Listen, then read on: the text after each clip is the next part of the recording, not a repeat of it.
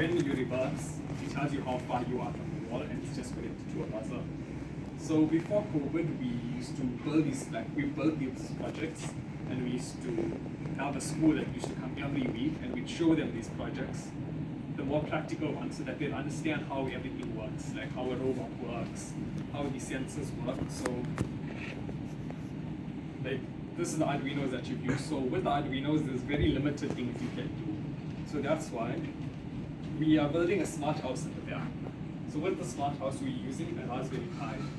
So a Raspberry Pi is a smaller version of a computer. So it has its own operating system. So as soon as you plug it in, you'll be able to search the internet. It has its own files, things like this. There's a lot of things you can do.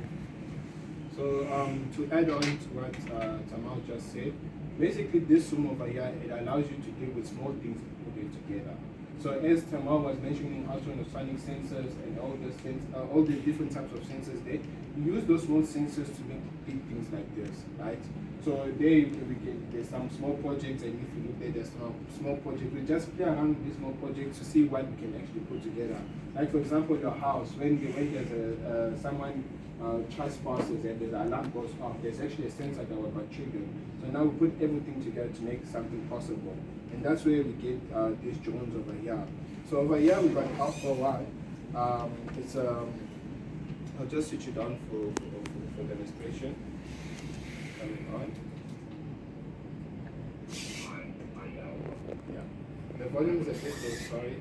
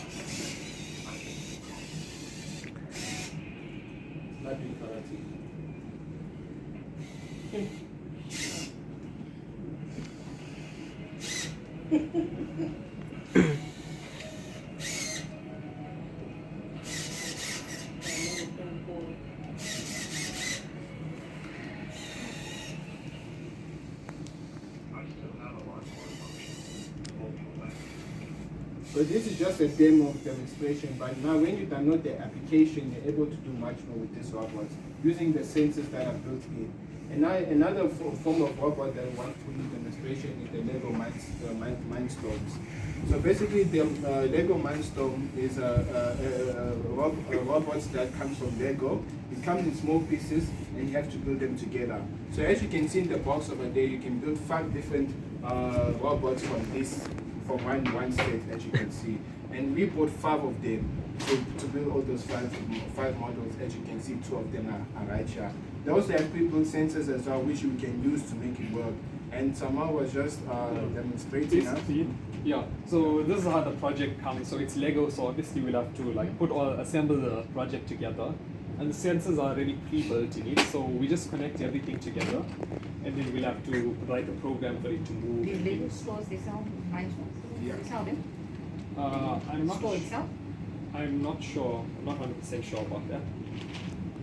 So as Tamal just said, you write the program for it. So you guys have been using MBlock, but now the program over here is called a Scratch Junior. Scratch. Yes. So basically, it's a drag and drop again to make the robot work. So it's a fun way to teach children about programming and robotics in a fun way, basically. So Tamal just made it run. You write the program, and then you send it to the app that I have on my phone. And then from there you can control what it does, you can move it back and forward. So these are we just wrote the basic code to move it for the time being, but you can add a lot more things to it. So I'm opening and closing the hand over here, you can make it move its hands forward, back, things like that. So now moving on, we now got drones, right? So there's two types of drones. What is a drone, first of all, before I go to two types of drones? A drone is basically types of robots that you can use to do specific functions, like to fly, to execute certain actions and everything. So the type of drones that we have here enable us to fly. So you've got entry-level drones, which is this one, which you can give to your children to play with, and you've got more advanced drones that we use for specific functions or for specific goals. So this one is just for fun, like to just test and experience if you want to get into drones. But now these ones are more experienced, but are more advanced, I mean. So what do I mean by advanced? So with this drone over here, right, it's actually smart. By smart, I mean, as you fly in this drone, it's going to look at the weather conditions. If it's too windy, it's going to automatically land by itself. If it's low bad, it's going to automatically land by itself without you having the need to like, hey, it's windy, what am I going to do? You start panicking for nothing. It does it by itself. And on top of it, you can also attach sensors to it. Where's the sensor? The sensor in the front view. Oh, sorry. So here's the sensor, right? This has three different type of sensors for temperature, humidity. So you connect this temperature over here, connect it, and you fly it.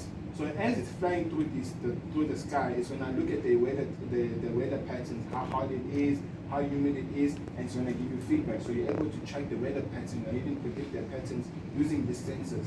As I said earlier on, is that small things like this coming together to achieve something great or something big. So this is what we are achieving, recognizing the weather using this drone over here and the sensors that come with it. And then on top of it, it has a camera, as you can see. So now with this camera, it enables us to see what is in the sky.